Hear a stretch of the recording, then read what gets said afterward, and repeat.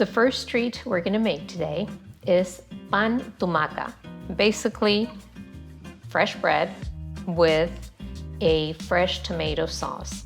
And this is what people normally have for breakfast in Spain. Very simple, super delicious. So I have grated 1 large tomato. You can use any tomato you want. Today I'm using an heirloom tomato. And we're gonna add 1 teaspoon of good olive oil, 1 teaspoon of lemon juice, a few red pepper flakes, some coarse salt.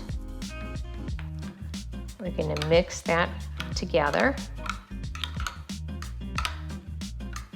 Then we're going to take a nice piece of toast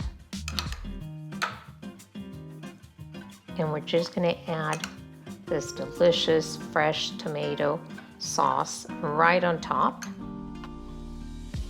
And we're going to start our morning with a wonderful piece of bread and tomato sauce. Pan tumaca.